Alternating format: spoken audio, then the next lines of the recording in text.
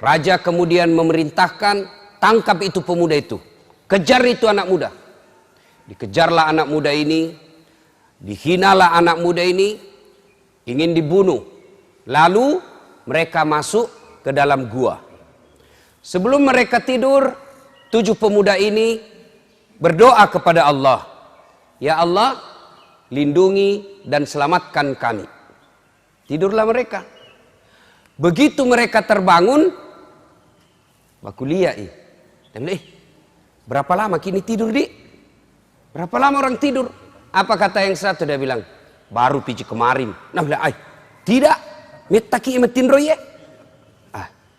Cobalah, kau keluar pergi beli sesuatu. Dikasihlah uang itu 1 orang, pergi kau beli di warung. Pergilah beli ini di warung. Begitu dia bayar, apa kata tukang warung? Bos, ini uangmu 309 tahun yang lalu ini laku. Dia bilang, agak tuh si masa aja itu kok. Dia bilang, ini uangmu ndak laku ini. Nah baru pak kemarin ini. Dia bilang, tidak, ini uangmu berlaku 309 tahun yang lalu. Berapa lama dia tidur pak? Ternyata bukan 1 hari, bukan 1 tahun, bukan 100 tahun, berapa? 309 tahun. Tidak masuk di akal. Tapi kalau Allah yang mau, terjadi. Ada di sini pernah tidur 2 hari? Ada? Tidur tidak bangun-bangun? Kecuali kita koma atau sakit, tidak pingsan. Tapi kalau tidur 2 kali 24 jam, bangun pasti pusing kita. Tidak masuk akal. Tapi kalau Allah yang mau, pasti terjadi. Tidak percaya, buka surah Al-Kahfi. Masih tidak percaya, berhenti bagi jadi Islam. Kisah kedua, Ibrahim alaihissalam. Dakwah, la ilaha illallah, tiada Tuhan selain Allah, jangan sembah kecuali Allah. La ilaha illallah, Ibrahim Rasulullah. Tapi bagaimana reaksi pengusaha penguasa pada saat itu? Ini ajaran Ibrahim, ajaran sesat. Tangkap dia, kejar. Tangkap. Masih ingat kisahnya Ibrahim? Kan Ibrahim alaihissalam rajanya waktu itu Namrud. Raja Namrud ini dia punya kebiasaan, tradisi, agama nyembah berhala. Siapa yang membuat sembah berhala itu? Bapaknya. Coba, Ibrahim alaihissalam nabi, la ilaha illallah, tiada Tuhan selain Allah, justru bapaknya bikin patung berhala. Ketika Ibrahim mau lawan bapaknya, agak tahu sih mbokku ya. Orang la ilaha illallah, nah dia bikin patung berhala. Akhirnya apa? Ibrahim mau lawan bapaknya. Ketika Ibrahim mau lawan bapaknya, ditegur sama Allah. Ibrahim sadar kok, bapakmu itu. Tapi dia nyembah berhala. Tapi itu ambokmu. Aja muewai. Tapi dia nyembah berhala. Allah berfirman, lebih baik kau yang mengalah. Kau yang keluar dari desamu. Jangan kau lawan bapakmu. Dengar baik-baik ini anak muda. Anak muda sekarang mentang-mentang belajar agama tinggi-tinggi, ada tradisi orang tuanya tidak anggap sesat, bapak ini kafir. Wah, bapaknya bilangi kafir. Ada itu, ada anak-anak saya, sepupu saya di Tarakan, belajar agama, baru 2-3 bulan belajar agama, itu pun belajar agama melalui YouTube. La ilaha illallah. Mak download, tak 1 menit, 2 menit. Begitu masih jalan itu ceramah, habis kuotanya, habis itu ceramah. Nah pahami setengah-setengah. Langsung aku bilang, bapak ini bid'ah. Kenapa aku bilang kau bid'ah? Sesat, tak sia. Tidak ada pada zaman Nabi tak sia. Nah ini langsung bapaknya marah. Bertengkar. Saya bilang, di mana kau belajar agama dong? Mana kau belajar agama, bapakmu kau kafirkan hanya gara-gara dengar ceramah. Apa jeleknya tak sia? Kalau tidak mau kau balik bilang tak sia, bilang kau ceramah kematian. Apa larangannya ceramah kematian? Apa isinya? Baca ayat suci Al-Quran. Mana ayat yang melarang orang baca ayat suci Al-Quran? Apa isinya? Orang yang didatangi berduka kita hibur. Apa larangannya? Ayo. Apalagi isinya tak sia? Ceramah agama. Ada orang dilarang ceramah. Apalagi isinya kita datang bersilaturahmi. Masa kita dilarang bersilaturahmi? Apalagi isinya orang dikasih makan. Dosakah orang dikasih makan? Kalau ada orang bilang, wah dilarang merepotkan, bikin susah orang berduka. Cocok, setuju. Jangan menyusahkan orang berduka. Setuju. Mana disebut menyusahkan orang berduka? Bapak dikasih teh gelas, bapak minta teh botol. Nah, itu bikin susah orang itu. Dikasih air gelas, nah bilang kopi mix kasih kak. Nah, itu bikin repot itu. Tapi ini orang sudah mampu ji. Lagi pula itu di Makassar saya lihat bukan lagi tuan rumah yang sediakan kue, tapi orang-orang tamu ada yang bawa roti gulung, ada yang bawa teh, ada yang bawa kue tradisional. Lalu apa salahnya kita bersedekah? Kalau judulnya takziah kau tidak mau bilang ceramah takziah, sudah bilang saja pengajian atas berdukanya meninggalnya ini. Sudah. Sama maulid bid'ah, tidak ada pada zaman Nabi. Oh, cocok. Kalau tidak mau kepala lagi pakai istilah maulid, pakai saja sirah nabawiyah, ceramah tentang Nabi. Apa salahnya bos? Adabnya Ibrahim alaihissalam, tegur sama Allah. Bapaknya nyembah berhala namanya Azar, bikin patung. Ibrahim mau ribut. Sadar kau Ibrahim, ambokmu ya tuh, ajak muai. Kau yang keluar dari desamu. Coba. Begitu kita wajib menghormati orang tua. Jadi bapak-bapak yang masih ada orang tuanya pulang kampung lalu ketemu. Jangki lagi bilang, masoli ongko soe. La ilaha illallah. Anak pacilakana. Pernah itu hitung-hitung orang tua tak?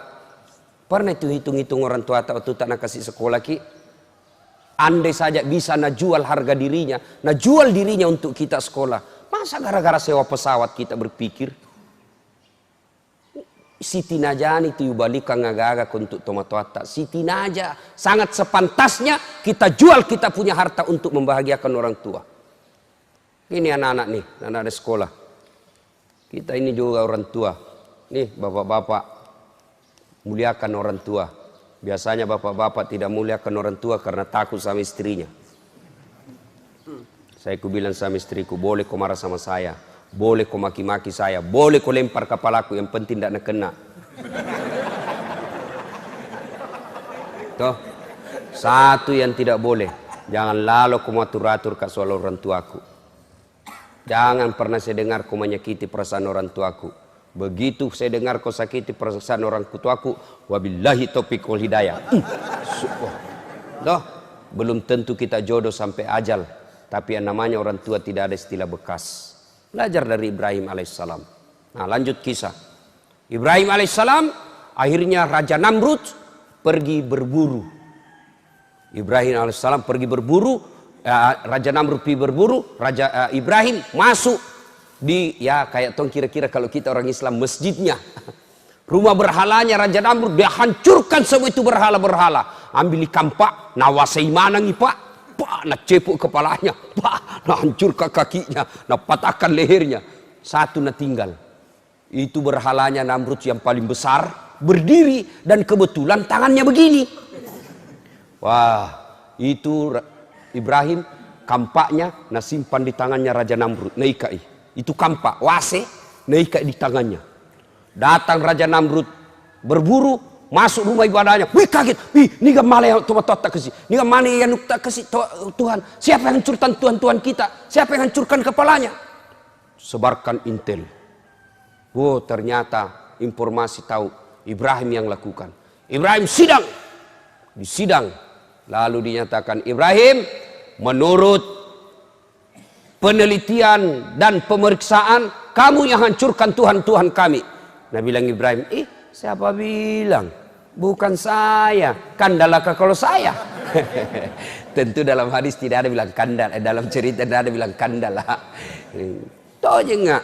Bukan saya. Apa kata Ibrahim? Bukan saya. Ini. Nah ini boleh tulis namanya ini. Nah bilang bukan saya. Ini. Kata ininya, ini menunjuk dirinya. Meskipun tangannya menunjuk patung. Bukan saya. Ini. Nah ini boleh tulis namanya ini. Saya itu tulis itu kan perlu bersayap dia kalau berbicara. Kenapa kau terlambat? Tidak terlambat, kau yang cepat datang.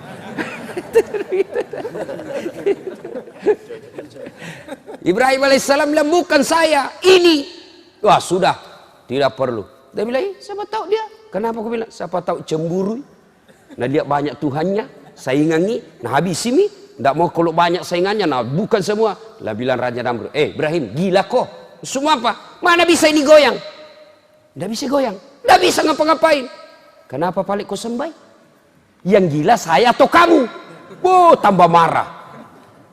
Ada tuh cerita soal gila-gila ini, cerita warung kopi. Cerita warung kopi gini. Ada satu komplek orang kaya semua di dalam. Orang-orang sibuk. Ini Pak Doja tiba-tiba bikin geger satu komplek. Kenapa? Dia azan jam 9 pagi. Jam 9 pagi dia azan. Allahu Akbar, Allahu Akbar. Geger semua satu kampung. Jam berapa? Azan apa ini Pak Ustaz ini? Gila-gila ini Pak Ustaz ini. Duhur bukan, asar bukan, datang satu komplek. Dipimpin ketua RT-nya. Marah-marah itu ketua RT. Mau ini kasih berhenti. Tidak bisa, sudah nak kunci semua ini Pak Doja ini. Tidak bisa masuk. Terpaksa azan sampai habis. Ini Pak Doja ketawa-ketawa azan. Dan lihat, banyaknya datang ini. Keluar Nabi bilang ke RT, gila-gila kau andai kau bukan ustaz, ku lapor kau di polisi. Meresahkan masyarakat. Kenapa ya Pak? Nabi bilang, kau azan apa ini? Subuh bukan, duhur bukan, asar bukan. Kau azan apa? Oh, gila ini. Bilang begini Pak. Saya azan subuh tidak datang Ki. Saya azan asar tidak datang Ki. Giliran saya asar azan jam 9 baru Ki datang semua. Yang gila saya atau kamu? Ini cerita warung kopi ya. Jangan sampai kita praktek lagi di sini. Hai Bapak saudara-saudara sekalian, akhirnya Raja Namrud bikin keputusan hukum. Ibrahim harus dibunuh dan dibakar di lapangan untuk jadi pelajaran buat orang lain supaya dia tidak ulang. Dikumpullah api, menyala besar. Lalu Ibrahim alaihissalam diikat, dilempar masuk ke dalam bara api. Dilemparnya tidak pakai tapi dipateki, ketapel. Kan besar sekali tuh api, jadi siapa yang dekat kepanasan? Dipatek Pak, dikasih masuk. Tahu kak patek tuh? Ketapel, tahu? Tuh patek. Waktu dulu SMP patek-patek dibikin dari apa itu? Pakai kayu begini dikasih karet, baru kita kasih bengkok itu kasih bentuk paku, baru dipatek mangganya orang. Pak, jatuh, pas jatuh nak kejar yang punya. Masa lalu tapi sudah meminta maaf. Nah, Ibu Bapak saudara-saudara sekalian, dibakarlah Ibrahim dalam api yang sangat besar. Ibu-ibu, bapak-bapak, kalau manusia dibakar dalam api, hidup atau mati? Hidup atau mati? Pasti mati menurut hukum biologi. Tapi kalau Allah yang berkehendak, Ibrahim dibakar dalam api yang sangat besar, tidak mati, malah keluar kedinginan. Al-Quran menjelaskan, Allah perintahkan, kuni api, dingin kau, selamatkan Ibrahim alaihi salam. Dia bilang Quran, dingin dan selamatkan Ibrahim. Andai saja tidak ada kata selamat, membeku Ibrahim. Dingin, selamatkan Ibrahim alaihissalam. Keluar Ibrahim, dibakar. Orang sudah bilang, cik dako, mati nako. Andre pak buatanmu. Apa yang terjadi? Ibrahim keluar dalam bara api, justru kedinginan dia keluar. Coba, tidak masuk di akal. Kalau Allah yang mau, pasti. Jangan coba-coba ini ayat Pak. Ada mahasiswaku, nak bilang bohong-bohong ini Pak Ustaz. Kenapa aku bilang kak bohong? Nak bilang, ku coba itu ku kasih ku baca itu ayat, baru ku tes tanganku di atas kompor gas. Kenapa? Dia bilang, halus sih. Ku bilang bukan ayat yang salah, kau yang dongo. Itu ayat untuk Nabi Ibrahim. Jangan lalu kau coba-coba hangus kau itu. Nah, tidak masuk akal. Kalau Allah yang berkehendak, pasti terjadi. Kisah lain lagi. Yunus alaihissalam berdakwah, la ilaha illallah, tiada Tuhan selain Allah, jangan sembah kecuali Allah. Wah, marah lagi penguasa pada saat itu. Marah lagi raja waktu itu. Malah satu kampung. Dia bilang, apa toh ini Yunus, sambaran Nabi bilang. Satu kampung ngusir Yunus. Didakwai, tidak ada yang masuk akal. Akhirnya apa? Yunus alaihissalam berpikir, sudah mi, orang tidak ada semua dapat hidayah di sini. Dek memang toga buat-buat na ye, dah cundek ke. Sudah, Yunus alaihissalam bersangka buruk kepada Allah. Sudah, orang busuk semua ini kampung ini tidak akan mendapat hidayah. Yunus alaihissalam bersangka buruk, lalu dia tinggalkan kampungnya. Lalu begitu dia tinggalkan kampung, dia naik ke atas perahu. Begitu naik di atas perahu, overload, kelebihan penumpang. Dia bilang, Pak Kapten, mohon maaf, kita kelebihan penumpang. Kalau kita jalan penumpang lebih, maka bisa jadi tenggelam kapal kita. Hanya harus ada yang di luar, dilempar turun ke laut. Siapa mi? Supaya adil, gocangi. Undi. Tulis namamu masing-masing, kita undi. Undi. Keluar. Siapa nama keluar? Yunus alaihissalam. Nah bilang, Kapten, tabe, lompat maki. Itulah, salai, ulangi, gocangi lagi. Gocan lagi. Siapa nama keluar? Masih Yunus. Dia bilang, kau lagi bos. Satu kali pi, gocan lagi. Keluar, Yunus lagi. Dia bilang, mohon maaf, keluar maki. Lompat turun ke laut. Begitu sampai di laut, dimakan oleh ikan. Macam-macam perbedaan pendapat ulama. Ada bilang ikan hiu, ada bilang ikan paus. Pokoknya ikan besar. Yang maki persoalkan itu nama ikannya. Pokoknya ikan besar. Berapa lama dalam perut ikan? Berbeda pendapat ulama. Ada yang bilang ada yang bilang 30 hari, ada yang bilang 40 hari, ada juga bilang 7 hari. Berbeda-beda. Jangan maki persoalkan berapa lama, yang penting lama. Tuh. Nah, dalam perut ikan. Kira-kira bisa hidup manusia dalam perut ikan? Bisa kira-kira, Pak? Tidak mungkin. Tapi kalau Allah yang mau, pasti terjadi. Dalam perut ikan, Yunus alaihissalam baru sadar. Dia baru bertaubat kepada Allah. Wah, ternyata saya salah. Saya sangka buruk kepada sekampungku. Saya tinggalkan tanggung jawabku. Maka Yunus alaihissalam berdoa, La ilaha illa anta, subhanaka inni kuntu minadz zalimin. La ilaha, tiada Tuhan kecuali kecuali anta, engkau ya Allah, subhanaka, maha suci engkau, inni, sesungguhnya saya, kuntum minadz zalimin, telah menzalimi diri saya sendiri. Dia baca terus itu Yunus dalam perut ikan. Dengan izin Allah, batu ini ikan mesei, keluar Yunus selamat. Tidak masuk akal manusia bisa masuk dalam perut ikan. Ada mi pernah di sini masuk perut ikan? Ada mi Pak? Pak Ketua sudah pernah masuk perut ikan? Kalau saya ikan ku kasih masuk perutku. Di rumahnya Pak Ketua tadi malam makan ikan goreng, mantap, pasti masuk perutku. Tapi kalau Allah yang mau Pak, terjadi. Yunus alaihissalam. Kisah lagi. Isa alaihissalam. La ilaha illallah, tiada Tuhan selain Allah. Isa Rasulullah, jangan sembah kecuali Allah. Dan Isa adalah utusan Allah. Apa yang terjadi, Masya Allah. Sebelumnya Isa, seorang perempuan, ya, lahir tanpa suami. Ibunya maksudnya. Saya tanya, bapak-bapak, bisa ndak perempuan hamil tidak ada suaminya? Tidak pernah ketemu, tidak pernah disentuh laki-laki. Bisa? Bisa kira-kira? Tidak mungkin. Kata ilmu kedokteran, mana bisa perempuan hamil tidak pernah disentuh laki-laki. Tapi kalau Allah yang mau, Siti Maryam, wanita suci, tidak pernah disentuh laki-laki, sekalipun tidak pernah disentuh laki-laki, hamil melahirkan Isa alaihissalam. Coba, cuma sekarang banyak perempuan mau saingan Siti Maryam. Tidak ada suaminya melahirkan, beleng-beleng. Nikah kok baik-baik. Apa gara-gara apa ini orang banyak begitu Pak? Uang panai. Gara-gara ini tradisi kita yang tidak betul. Yang perlu banyak itu mahar, bukan uang panai. Kalau uang panai habis saja untuk hura-hura. Tapi kalau mahar menjadi modal kerja. Mahar seperangkat alat sholat, baru tidak pernah dipakai.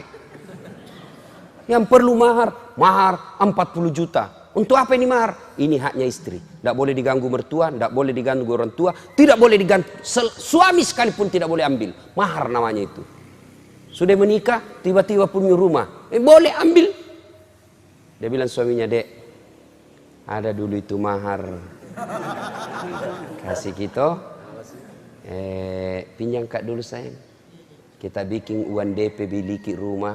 Tidak enak kita tinggal terus sama mama. Repot kodon dari kecil kita dikasih repot. Masa sudah makin berkeluarga kasih repot lagi. Sudah mi pinjam mak dulu tuan tak 40. Sudah nanti ada rezeki ku gantikan kita.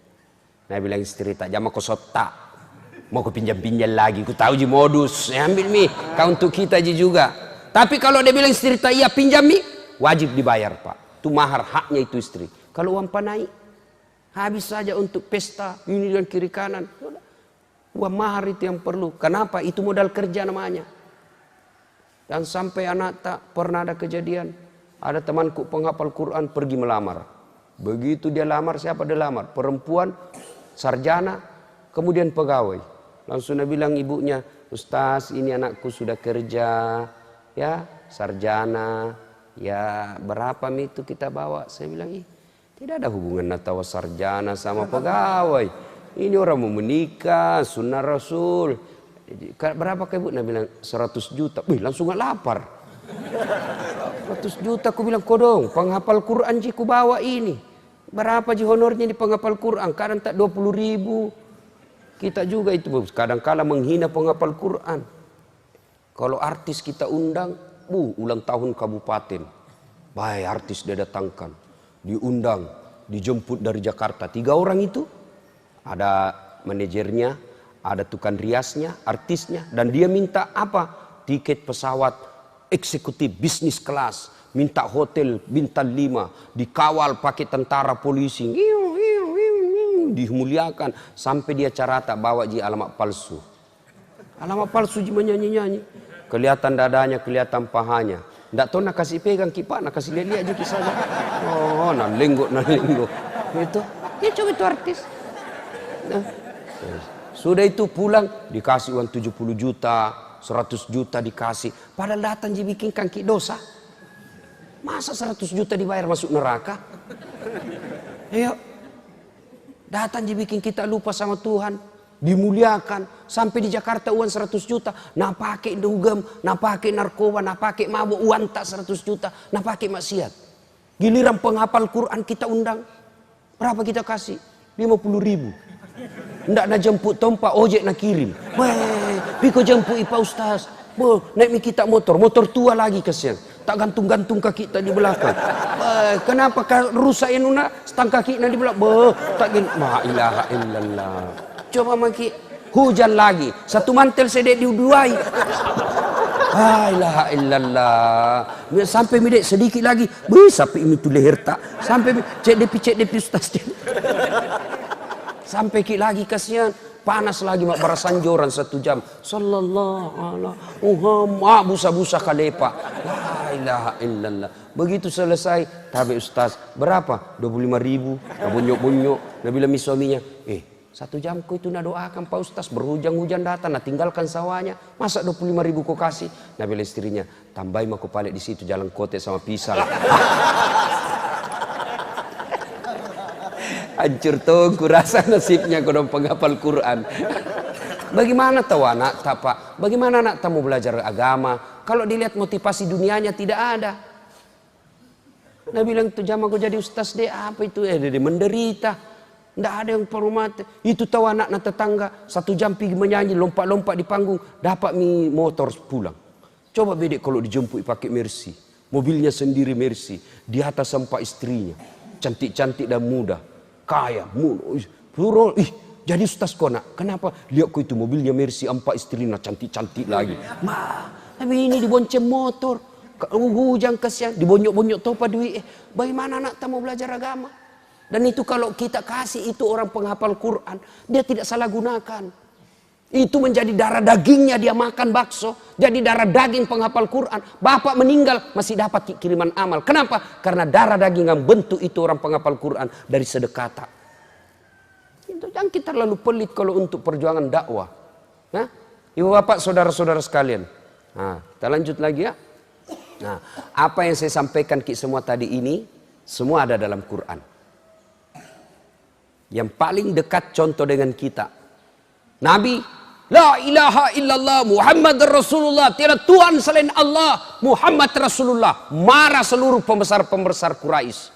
Barang ini Muhammad, 4 saja Tuhan tak masih setengah mati ki. Apalagi 1, siapa yang urus ki? Karena itu waktu sebelum Nabi itu 4 Tuhannya orang Arab. Latta, Manat, Uzza dan Hubal. 4 Tuhan tak, nah masih susah ki. Kau bilang 1, bagaimana kita mau hidup baik-baik? Nah 4 saja urus ki, susah. Akhirnya Nabi hijrah, diusir, kejar, masuk gua Hira. Masuk dalam gua Hira dikejar. Allah turunkan pertolongan. Apa yang Allah turunkan? Bukan malaikat, bukan tentara manusia. Tapi apa? Bukan burung ababil. Apa yang Allah turunkan? Sarang laba-laba. Laba-laba. Tahu laba-laba? Nah, bahasa Perancisnya garangkang. Ini laba-laba bikin sarang di mulut gua. Begitu didapat sama Abu Jahal. Abu Jahal bilang, tidak mungkin ada manusia di dalam. Kalau ada manusia Muhammad di dalam, pasti tidak ada ini sarang. Pasti ini robek. Bayangkan Pak. Pendekar-pendekarnya Arab Jahiliyah waktu itu. Kejar Nabi Muhammad. Kekuatannya kuat. Kira-kira tentara pilihan kalau sekarang. Kejar Muhammad. Siapa yang kalahkan ini tentara pilihannya? Orang-orang kafir. Laba-laba. Coba kita lihat itu laba-laba Pak. Sarangnya ambil pulpen letakkan di atas. Pasti robek. Pasti robek itu sarang laba-laba.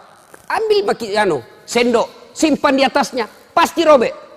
Begitu rapuhnya sarang laba-laba. Tapi kalau Allah yang mau, sarang laba-laba yang rapuh mengalahkan tentara-tentara pilihannya Abu Jahal. Begitu ngintip, terbang burung merpati. Nabi bilang Abu Jahal, tidak mungkin. Kalau ada ini, tidak mungkin ada ini burung mengeram di dalam. Pulang mereka. Tidak masuk akal. Tapi kalau Allah mau, pasti jadi.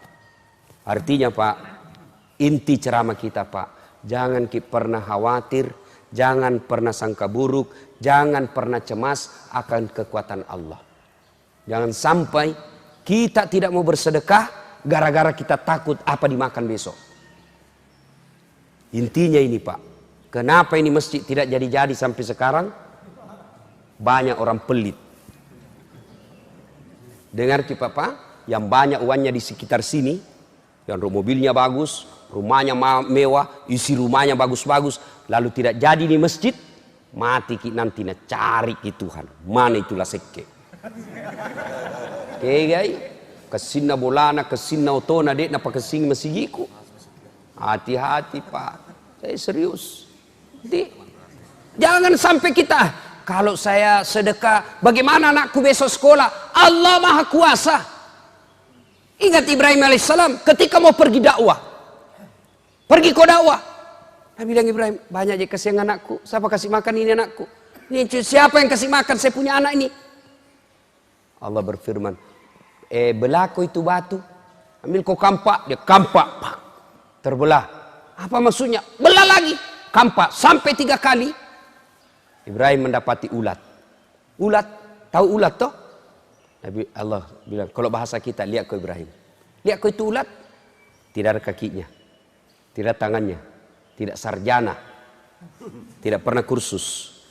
Dia bisa hidup dalam batu yang sangat keras. Tidak masuk di akal. Siapa yang jamin rezekinya ini ulat?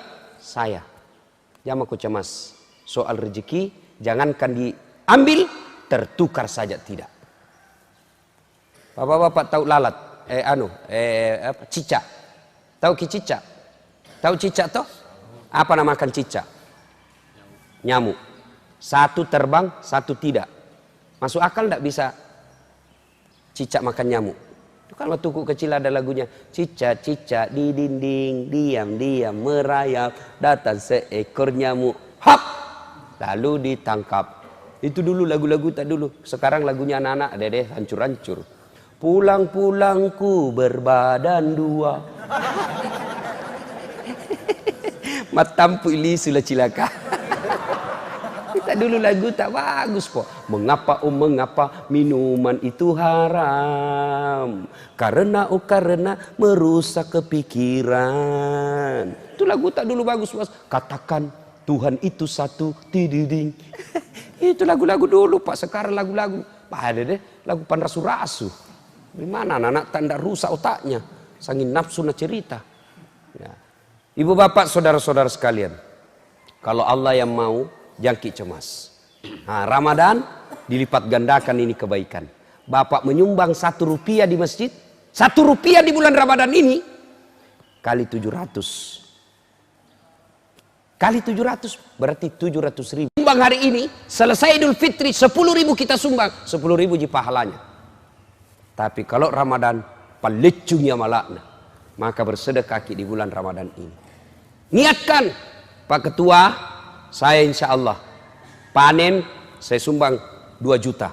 Meskipun belum dikasih, sudah catat. Tapi bayar bos, bayar, jangan tipu malaikat. Allah tahu. Meloklah dekat je Ustaz, saya mau sekali tapi belum pi panen. Sudah, suruh catat panitia, saya 10 juta. Pak, pernah dengar kisah di pintu depan pintu surga? Ada 4 manusia bertengkar. Kenapa? Mereka masing-masing mau masuk surga nomor 1. Siapa mereka? Orang kaya pemurah, haji mabrur, orang mati syahid, ulama. Bertengkar. Nah bilang ulama, saya dulu mau masuk, ditarik sama orang kaya. Ih, saya dulu. Begitu orang kaya mau masuk, ditarik sama orang mati syahid. Begitu orang mati syahid mau masuk, ditarik sama ulama. Saya dulu. Nah bilang Tuhan, malaikat, piko periksa. Kenapa itu orang 4.000 depan pintu surga? Kenapa dia merasa? Sudah, turun malaikat. Periksa satu-satu. Tersangka pertama, maju.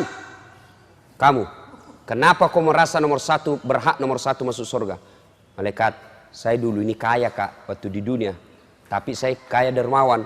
Ada masjid dibangun, saya bantu. Ada anak yatim, saya tolong. Ada janda-janda tua, saya selamatkan. Ini bapak-bapak juga. Begitu cerita janda. Berani ki. Coba nih, nak bilang istri, coba pasti runtuk kau nenekmu.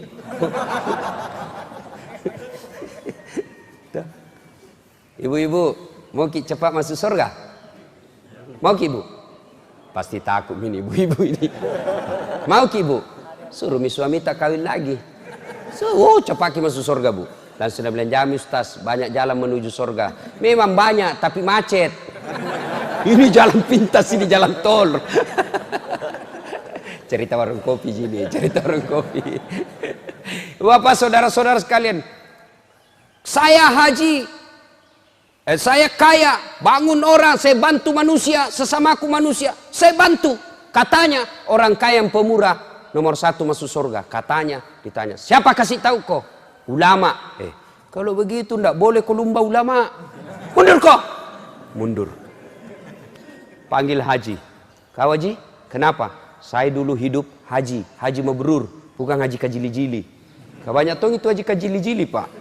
Malam pengantin sanggil lomba domi nak kerja. Lomba domi pada malam ini hadiah 27 inci televisi berwarna. Pemenangnya juara 1 Haji Bedu pasangan Haji Baco. Kapan haji pak beta mak doming? Haji kajili-jili. Itu haji. Lomba tadarus haji, itu cocok itu. Setelah saya pulang dari haji, saya rajin berjamaah. Saya pulang dari haji, saya rajin sedekah. Saya pulang dari haji, menjadi hidupku lebih baik. Katanya haji mabrur, nomor 1 masuk surga. Katanya, tanya, siapa kasih tahu kok? Ulama. Sama. Tidak boleh kau lumbai ulamamu. Mundur kau. Mundur.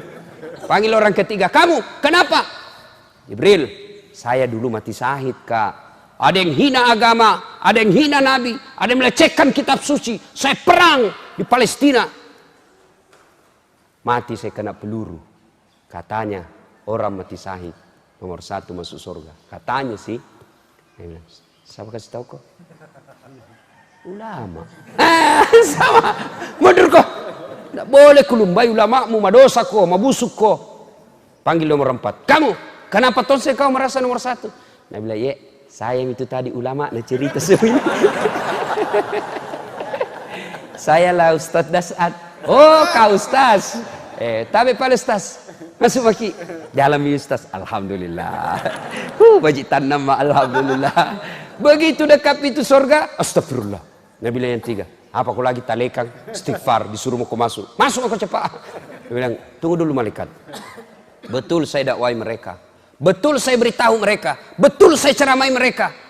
Tapi saya bisa jadi ustadz karena jasa-jasanya orang kaya. Saya jadi ustadz, ada orang kaya kasih saya duit beli buku, tempatku saya belajar. Ada orang kaya bangun sekolah, tempatku menuntut ilmu. Ada orang kaya bangun masjid, tempatku berdakwah. Saya ini jadi ustadz karena gaya jasa-jasanya orang kaya. Saya maluin sama orang kaya. Saya hormati orang kaya yang telah membantu saya. Sampaikan kepada Allah, saya sudah terima penghargaannya, tapi saya memuliakan orang kaya yang pemurah. Tapi biar kita dulu, Dain. Masuklah orang kaya yang pemurah ke dalam surga. Orang kaya yang pemurah kelak di akhirat nomor 1 masuk surga. Kaya pemurah, tapi kaya yang seke kikirigalap paku jambatan cilaka kombo. Nomor 1 masuk kemana? Ke neraka. Terserah kita, Pak, mau pilih mana. Ibu-ibu kalau sedekah suami tak tidak tahu, apalagi sembunyi-sembunyi karena takut sama ibu, suami tak nanti masuk surga, ibu masuk neraka. Jangan kita terlalu pelit, Pak. Bayangkan, Pak Ketua, saya sumbang 10 tegel, 10 sak tegel, paling 2-3 juta. Oke, selama itu tegel dipakai sujud, Pak, maka selama itu mengalir amal tak, itu disebut amal jariah. Itu tegel di rumah tak, tidak ada gunanya.